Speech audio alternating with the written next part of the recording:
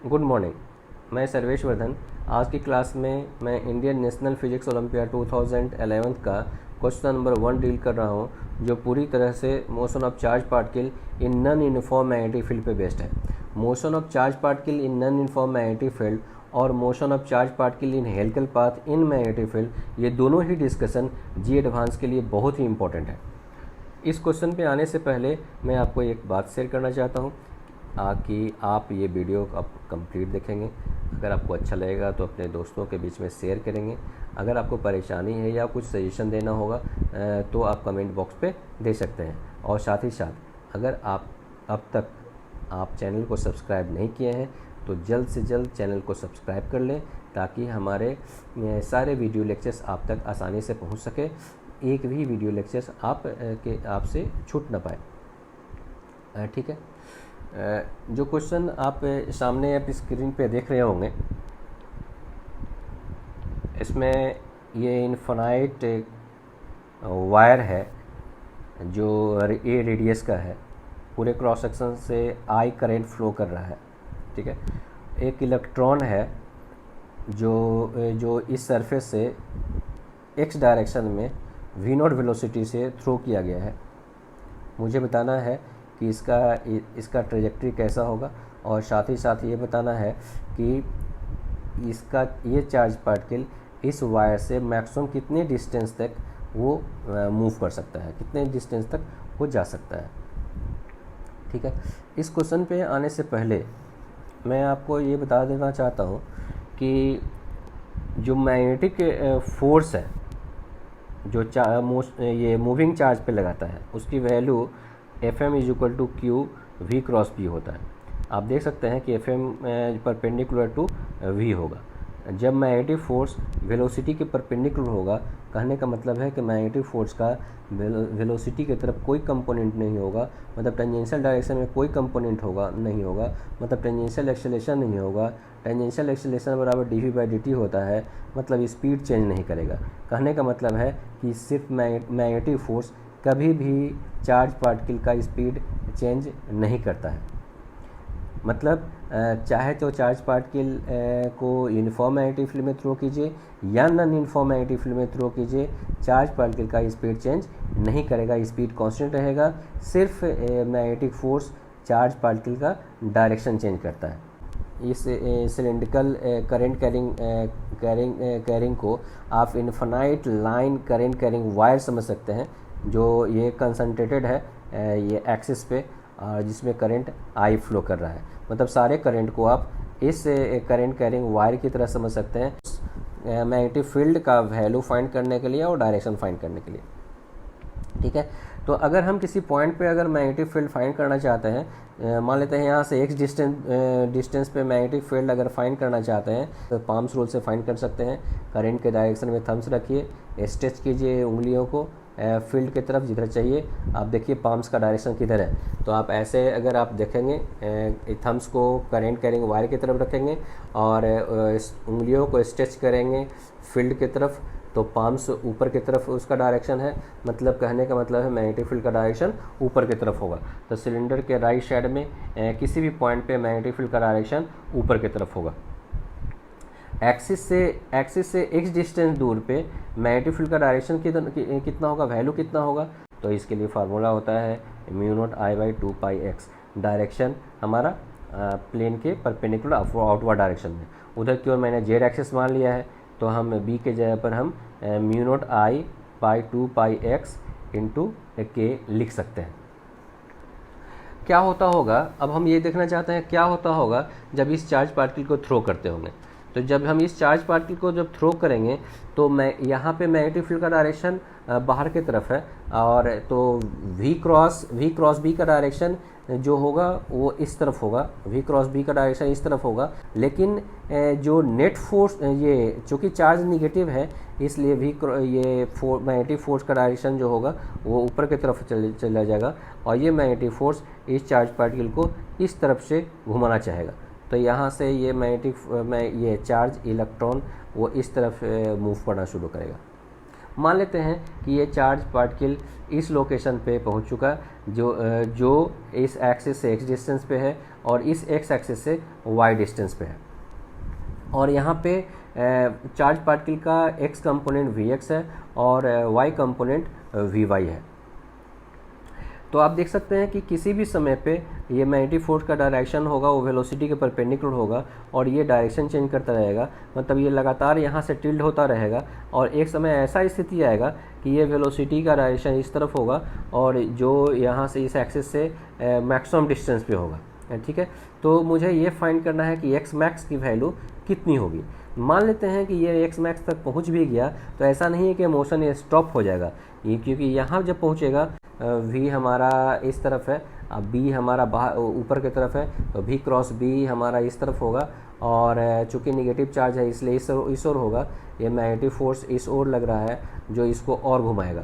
कहने का मतलब है ये बार बार घुमाता रहेगा और यहाँ पर मैग्नेटिक फोर्स इस ओर लगेगा और इसको टिल्ट करता चला जाएगा और इस तरह से ये इलेक्ट्रॉन फिर ये इस सिलेंडर से स्ट्राइक करेगा।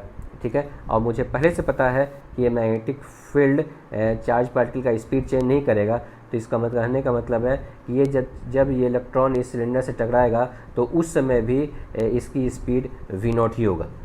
साथ साथ एक बात और आप ध्यान से देख सकते हैं कि ये चूँकि ये जो लाइन है वो एक सिमेट्रिकल लाइन होगा, इस ओर जैसे चार्ज पार्टिकल का जो इधर की ओर जो ट्रेजेक्ट्री होगा वैसा ही ट्रेजेक्ट्री इस ओर भी होगा। ठीक है, हम ये फाइंड करना चाहते हैं कि एक्स मैक्स की वैल्यू कितनी होगी।